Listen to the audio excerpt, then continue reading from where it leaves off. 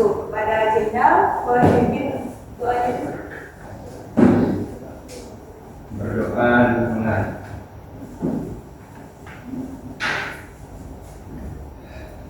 Berdoa selesai.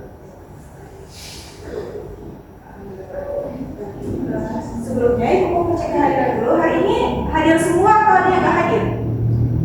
Ada yang hadir, Bu. Siapa dia yang nggak hadir? Sarifah. Satu orang aja berarti. Kira-kira Sarifah kenapa, ada yang tahu? Hadir, Bu. Semoga yang di sini selalu sehat ya. Nah, jadi baik anak langsung saja.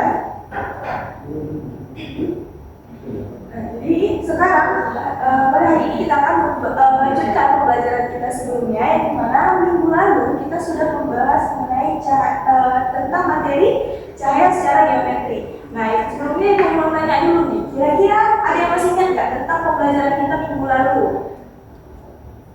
Ada yang ingat? Saya, Bu. Iya, Rizky boleh.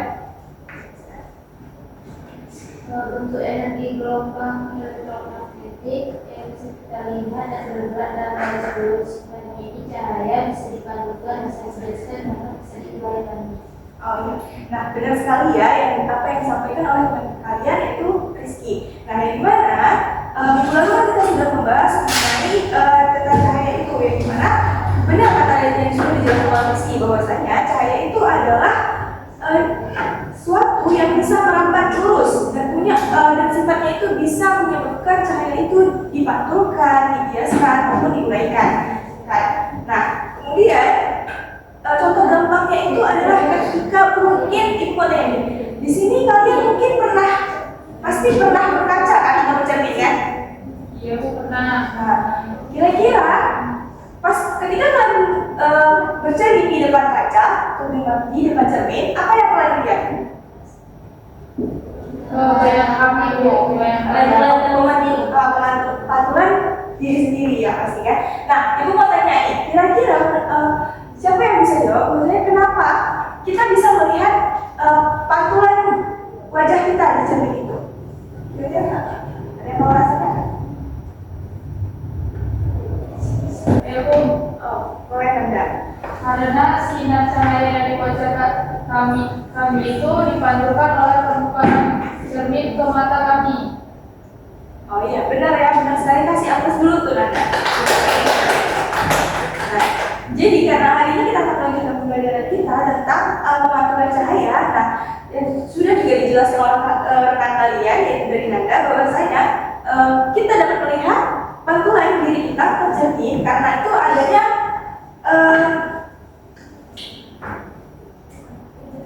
karena tadi adanya apa namanya? Ada pemantulan dari pemantulan bayangan cahaya pemantulan pada cermin tersebut sehingga kita bisa melihat diri kita pada cermin tersebut ya. Nah, ini intinya pemantulan cahaya itu adalah merupakan suatu peristiwa yang dimana ketika suatu cahaya itu dipantulkan ke suatu bidang rendah dan kemudian dibalikan ke medium awalnya, itu adalah bagian dari pemantulan cahaya.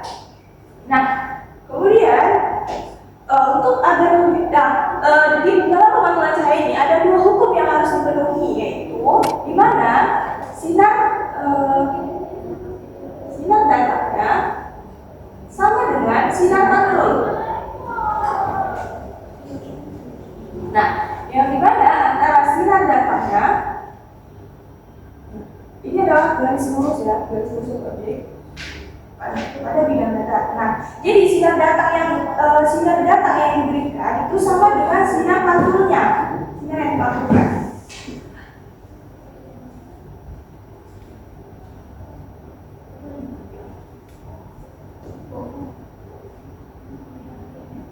Nah, ini pada suatu bidang data.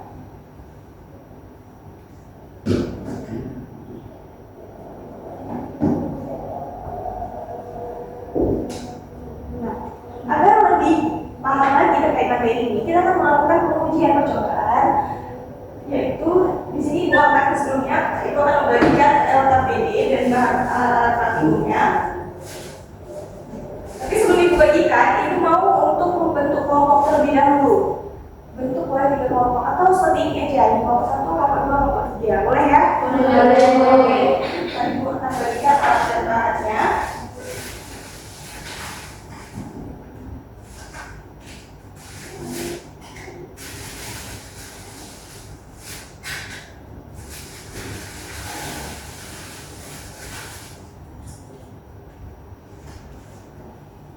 Boleh dibagi ya.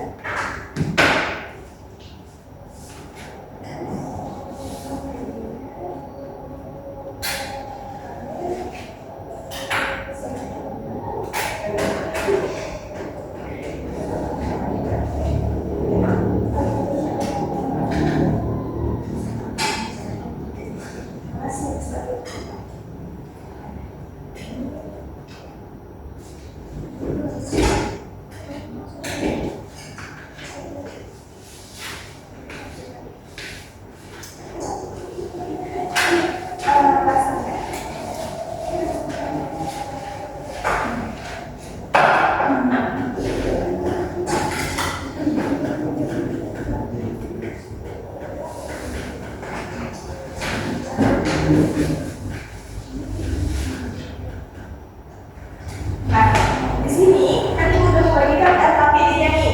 Nah, di situ yuk mulai kalian baca ya terkait praktikumnya. Nah, untuk hasil praktikumnya itu bisa ditulis di kertas buram yang udah dibagikan. Kita udah mulai ngerjain laporan percobaannya ya.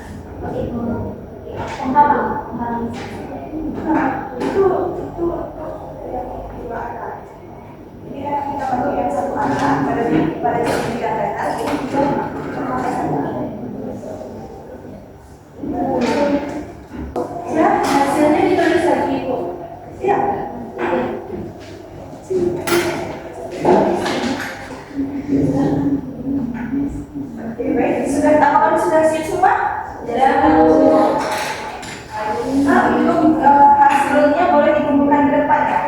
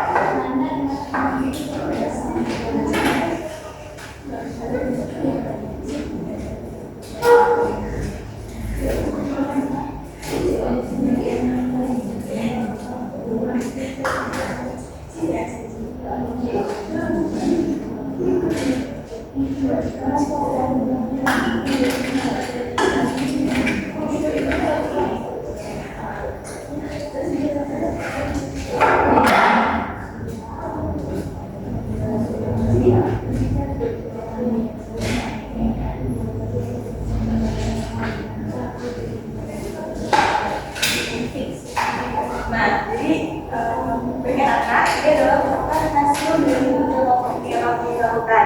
Nah, jadi sebenarnya kira-kira ada kelompok yang mau presentasi nggak? Menyampaikan hasil dari laporannya nggak? Kami Oke, boleh kelompok 3.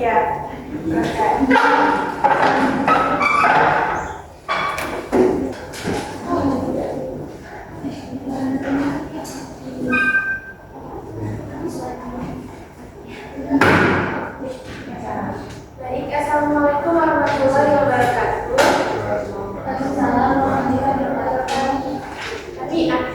Kami dari kelompok 3 akan menyampaikan hasil dari percobaan yang kami dapat tentang pantulan cahaya pada medium datar. Nah, pada tabel hasil pengamatan ada 5 percobaan yang kami lakukan dengan sudut yang berbeda-beda. Yang pertama ada sudut 10 derajat, 20 derajat, 30 derajat, 40 derajat, dan yang terakhir 50 derajat. Nah, pada percobaan pertama, sudut datangnya itu 10 derajat, dan kami mendapat sudut pantulnya itu juga 10 derajat. Meskipun pada percobaan kedua, sudut datang kami menggunakan 20 derajat, nah sudut pantul yang dihasilkan juga 20 derajat.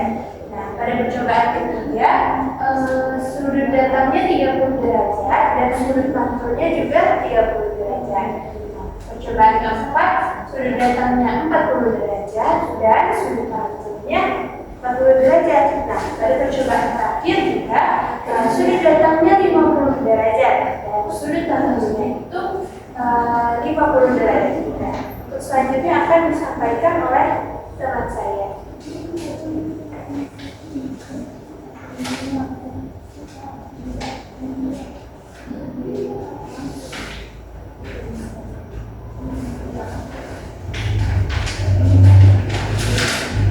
Selanjutnya di sini saya akan menjawab soal yang sudah diberikan. Pertanyaan pertama yaitu berdasarkan tabel pengamatan, bandingkan besar sudut pantul yang dihasilkan dengan sudut datangnya. Bagaimana sifat cahaya pada pengamatan tersebut? Jadi kami mendapatkan berdasarkan tabel pengamatan percobaan pemantulan cahaya, besar sudut pantul yang dihasilkan ternyata sama seperti saat diberikan sudut datang 30 derajat, maka sudut pantul yang didapatkan juga 30 derajat. Hanya saja arahnya yang berbeda dengan besar sudut datangnya. Dari hasil itu disimpulkan kalau cahaya memiliki sifat dapat dipantulkan dan mematuhi hukum pemantulan cahaya. Sudut datang sama dengan sudut pantul. Artinya arah pantulan cahaya selalu teratur dan bisa diprediksi sesuai dengan posisi sinar datangnya. Selanjutnya akan dijelaskan oleh Desi. Saya akan menjawab pertanyaan nomor 2, yaitu pertanyaan berdasarkan tabel pengamatan bagaimanakah letak sinar datang, garis normal dan sinar teratur. Nah, berdasarkan percobaan pemantulan cahaya pemantauan cahaya, sinar datang, garis normal, dan sinar pantau semuanya terletak pada satu bidang data yang sama. Garis normal ada di tengah sebagai garis tegak lurus terhadap permukaan cermin. Kemudian sinar datang menuju ke titik pantul di cermin dan sinar pantul memantul keluar dari titik itu. Nah, jadi ketiganya nggak sembarangan arahnya, tapi sejajar dalam satu bidang data. Assalamualaikum warahmatullahi wabarakatuh. Waalaikumsalam warahmatullahi wabarakatuh.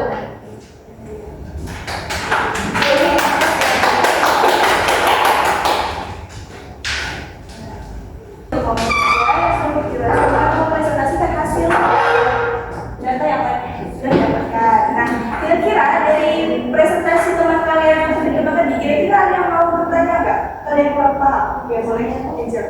Jadi pertanyaan saya di sini yaitu sebenarnya bagaimana pengaruh sudut yang dibentuk sinar datang terhadap sudut pantul pada peristiwa kebetulan cermin yang ada hari ini. Coba Sebelum itu jawab pertanyaan, kira-kira ada yang tahu nggak jawabannya? Dari Bu, oke, boleh nanya. berdasarkan percobaan pemantauan cahaya dan sinar datang serta garis normal dari sinar pantul tadi, semuanya terletak pada satu bidang datar yang sama. Garis normal ada di tengah sebagai garis tegak lurus terhadap permukaan cermin. Terus ada sinar datang menuju ke titik pantul di cermin dan sinar pantul memantul keluar dari titik itu juga. Jadi ketiganya nggak sembarangan arahnya, tapi sejajar dalam satu bidang data yang sama. Oke, benar ya jawaban dari Nanda. Boleh apresiasi dulu kalian. Nah, jadi Ibu Mawati, pertanyaan dari si Angel. Nah, tadi dua benar ya jawaban sebenarnya dijawab sama kalian. Terus saya tadi yang ditanyakan oleh teman kalian, gimana sih Bu pengaruh dari sudut datang, garis normal dan sudut pantulnya itu terhadap dari percobaan yang kamu lakukan?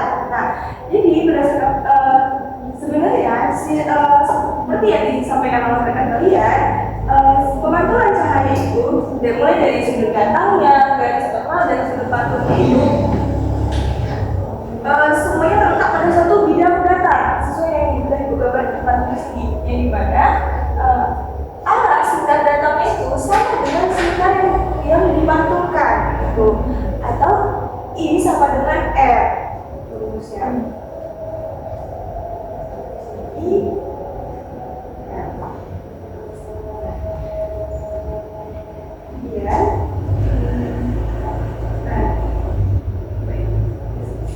Nah, ini kan kita udah melakukan percobaan nih.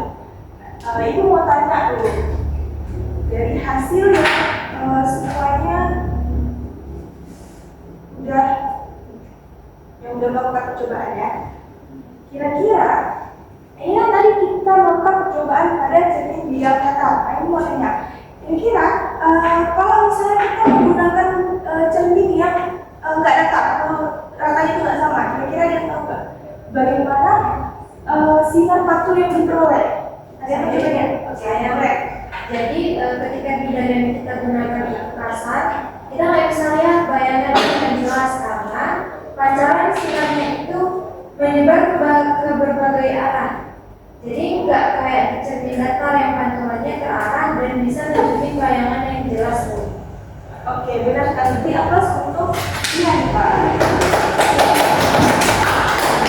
Jadi benar ya, kalau misalnya ketika permukaan yang kita gunakan itu kasar, maka sinar pantul yang diperoleh pada saat kita menggunakan pancaran sinar datang cahaya itu pancaran sinarnya akan pecah atau nggak teratur arahnya, ada yang ke kanan atau ke atas atau bahkan melewati dari mediumnya sendiri. Mungkin itu saja materi pembahasan kita hari ini.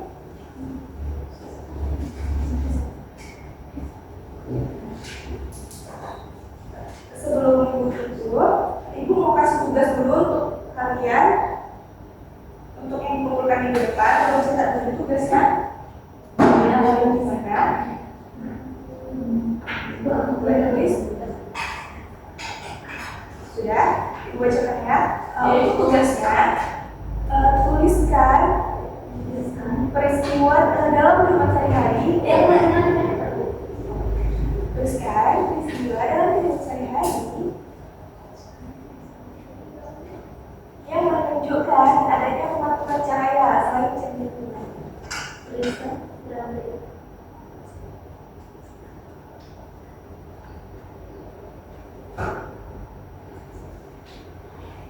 dan jelaskan bagaimana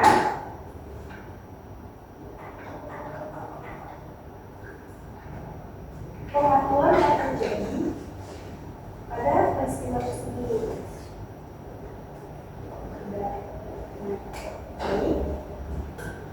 Nah, jadi sebelum ibu tutup nih, kira-kira ada yang bisa kasih kesimpulan nggak terhadap pembelajaran kita kali ini? Oke, boleh beralih.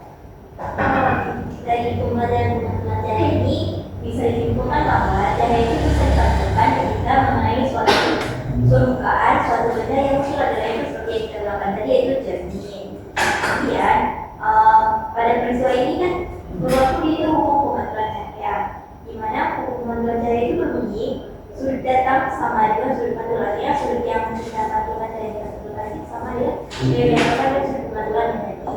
Kemudian pemantulan itu bisa teratur atau tidak tergantung dari permukaan benda yang terkena cahayanya. Jadi aku semua boleh perkenalkan saja.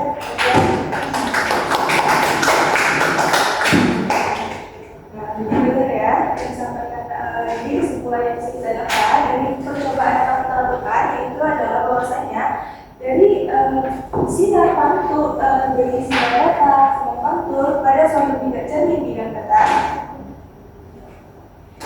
yaitu itu untuk cahaya pantul itu tergantung dari medium yang digunakan. Seperti tadi yang dijelaskan ya kan, bahwasanya kalau ketika kita menggunakan data itu akan pantulannya akan teratur. Nah, ketika kita menggunakan bidang yang miring atau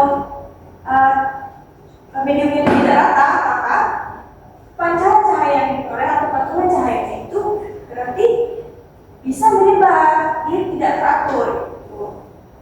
Nah, mungkin sampai sini saja pembelajaran kita hari ini. Sebelum kita tutup, kami ingin menyampaikan doa terlebih dahulu kepada Dina berpimpin doa. Berdoa dimulai.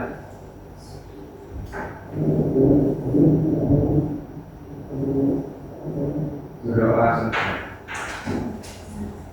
Ya, baik, Ibu tutup. Wassalamualaikum warahmatullahi wabarakatuh.